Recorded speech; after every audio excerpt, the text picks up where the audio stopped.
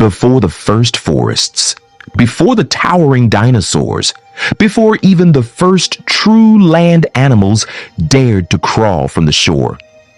Our planet was a world ruled by water. It was here, in these vast alien oceans, that life's oldest chapters were written.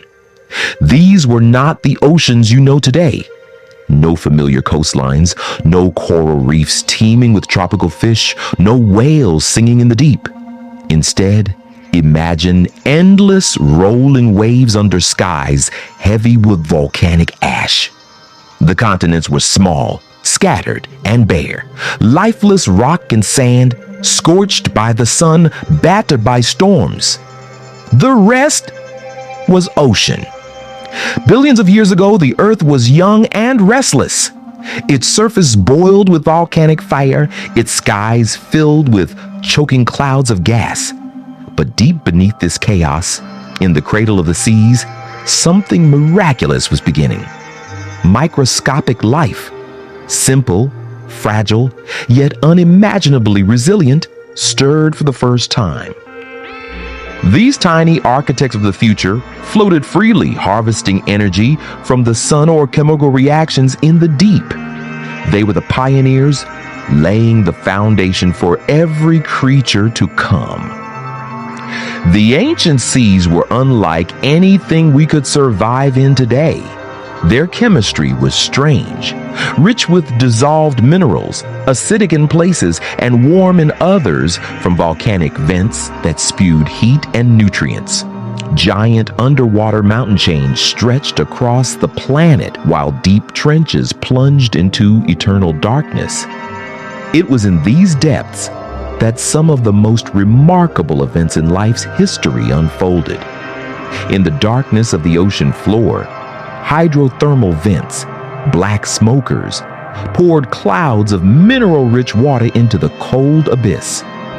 Around them, primitive bacteria thrived, drawing energy not from sunlight, but from the Earth's own heat and chemistry. These vent communities may have been among the very first true ecosystems on the planet. From here, evolution began its slow, relentless work, shaping life into new forms generation after generation for hundreds of millions of years. As the ages passed, life became more complex.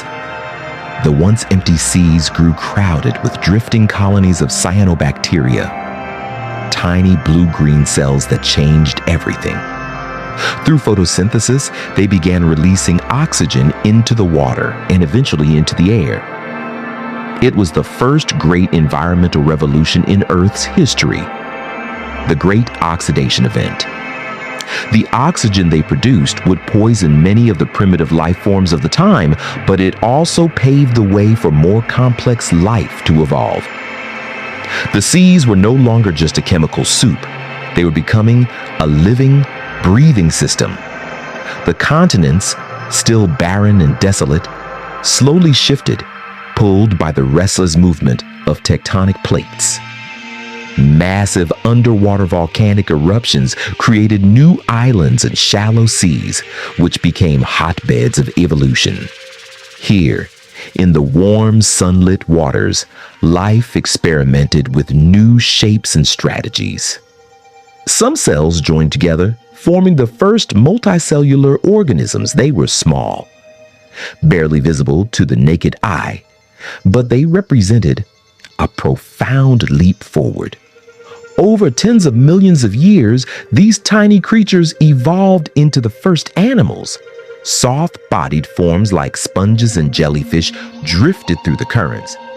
They had no bones, no shells, no eyes, but they could move, sense their surroundings, and capture food. In the safety of the ancient seas, evolution's creativity began to flourish. The Cambrian Explosion, around 541 million years ago, marked one of the most extraordinary moments in the history of life. In just a geological blink, the seas filled with an incredible diversity of creatures. Trilobites scuttled along the seafloor, armored in hard exoskeletons. Predators like Anomalocaris, with its grasping limbs and circular mouth, hunted smaller animals in the open water. Worms burrowed through the sand, while early ancestors of modern fish swam cautiously in the shallows. The oceans were now a battleground and a paradise. Every new predator forced prey to evolve new defenses. Every new defense pushed predators to become faster, stronger, and more intelligent. This endless cycle of adaptation drove life forward at a breathtaking pace. Meanwhile, deep currents carried nutrients across the globe, linking distant corners of the oceans in a vast invisible network. The pulse of the sea shaped climate, weather, and even the chemistry of the air. In this way, the birth and evolution of ancient seas did not just shape life, it shaped the earth itself. By the Ordovician period, about 485 million years ago, the seas had risen to cover much of the land. Warm, shallow waters stretched for thousands of miles, forming enormous continental shelves. These areas became teeming gardens of life. Crinoids waving their feathery arms in the currents, brachiopods anchored to the seafloor, corals building the first primitive reefs. The first true fish appeared, their bodies protected by armor plates. They were small, slow, and awkward. But they represented the first steps toward the vertebrates that would one day dominate the planet. Storms swept across these oceans, stirring the waters and reshaping coastlines.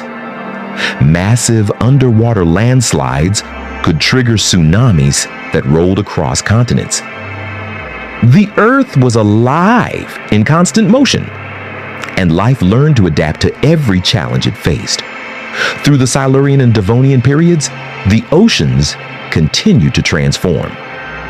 Jawed fish appeared, faster and more agile than their armored ancestors. Sharks, sleek, powerful hunters, began to patrol the seas. Plants began to take hold along the edges of the land, stabilizing shorelines and releasing more oxygen into the atmosphere.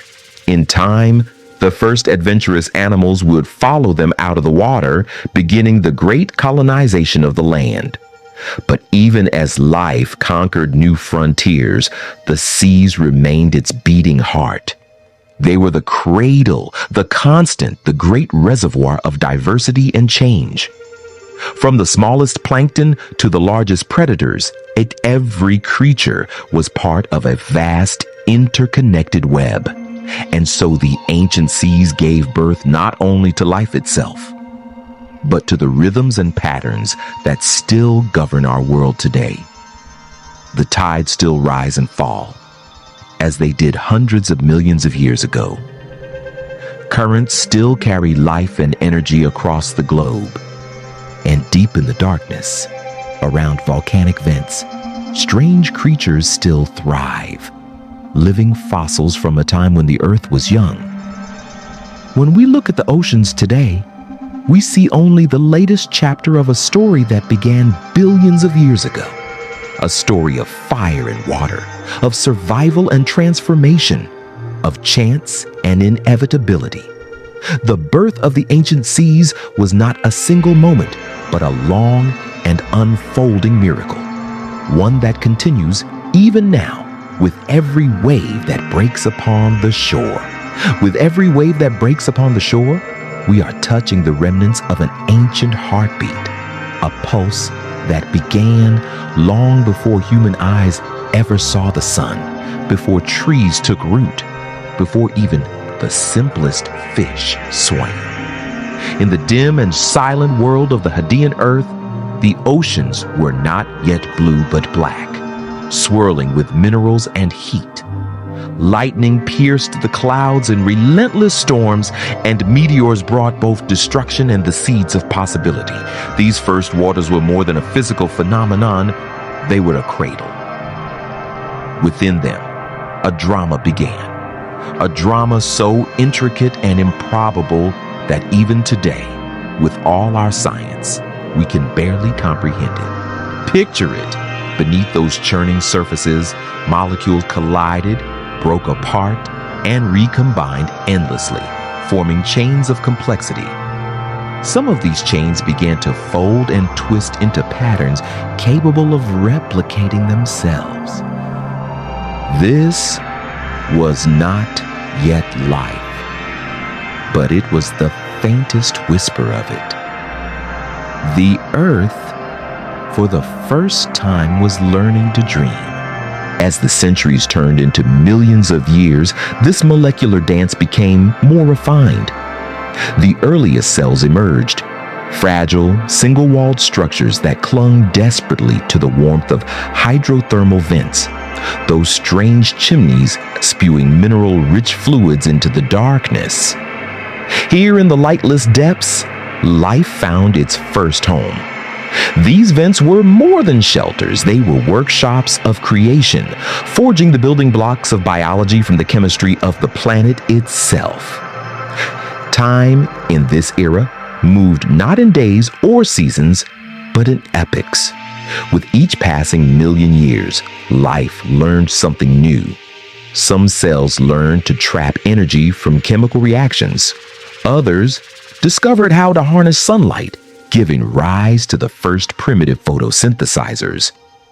The oceans, once a world of darkness, began to glow with the invisible energy of transformation. Slowly, oxygen, a deadly poison to much of early life, began to accumulate in the seas and skies. It was an extinction for many, but for others, it was a chance to evolve in directions no cell had yet dared to imagine. The Cambrian period would later be remembered as an explosion, not of fire, but of diversity. Creatures unlike anything we know today began to swim, trawl, and burrow. Trilobites with armored bodies scuttled across the seafloor. Worm-like predators hunted in the sediment. Some evolved eyes for the very first time, piercing the darkness with vision. This was the dawn of ecosystems. Predators and prey, hunters and scavengers, each shaping the destiny of the other. But the sea was not always a gentle mother. Mass extinctions swept across its depths more than once, wiping away entire branches of the evolutionary tree.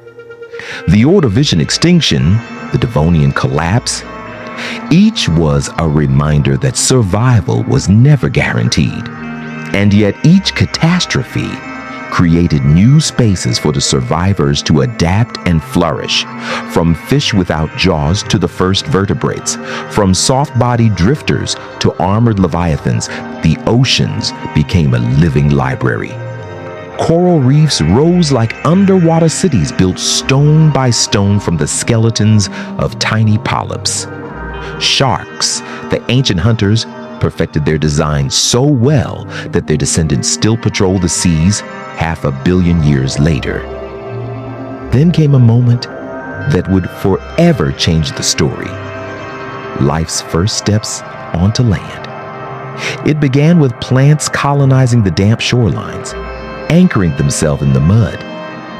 Soon after, small amphibian-like creatures followed, dragging themselves from tidal pools into a world of air. But even as life ventured outward, the oceans remained the beating heart of the planet, nurturing countless species that would never leave its embrace. The Permian extinction, the Great Dying, nearly ended it all. Over 90% of marine species vanished in a geological blink. Entire coral systems collapsed. Ancient lineages disappeared. And yet from that void emerged new life, new forms, and new dominions. Reptiles evolved into the great marine reptiles of the Mesozoic seas, ichthyosaurs, plesiosaurs, and mosasaurs, while the fish diversified into strange and spectacular shapes. When the dinosaurs ruled the land, other giants ruled the waves. In warm, shallow seas, ammonites spiraled their shells like intricate works of art. Massive predators hunted in open waters, their shadows gliding over schools of smaller fish. Reefs flourished again, each one a metropolis of color and motion. Then another catastrophe. The asteroid impact that ended the age of dinosaurs reshaped the oceans yet again. In the silence that followed, mammals began their conquest of the seas. Whales, once land-dwelling creatures, returned to the water, evolving into the gentle giants and cunning hunters we know today. Seals, sea lions, and manatees carved their own niches. Throughout all of this, the ocean's currents have acted like the planet's circulatory system, carrying heat, nutrients, and life from one corner of the world to another. The same waters that cradled the first microbes now cradle the coral reefs of the Pacific, the kelp forests of the Atlantic, and the frozen underworld beneath Antarctic ice. And yet, despite this long and unbroken story, the oceans remain vulnerable. Today they face threats not from asteroids or supervolcanoes, but from us. Pollution, overfishing, climate change. These are forces that could write the next extinction into the record. But they could also be forces we choose to reverse if we remember the truth. That the ocean is not separate from us. It is our oldest ancestor, our life support, our shared inheritance. When you walk along the shore and feel the waves touch your feet, you are feeling the weight of billions of years. You are standing where the first cells once floated, where trilobites once crawled, where the ancestors of whales once learned to swim.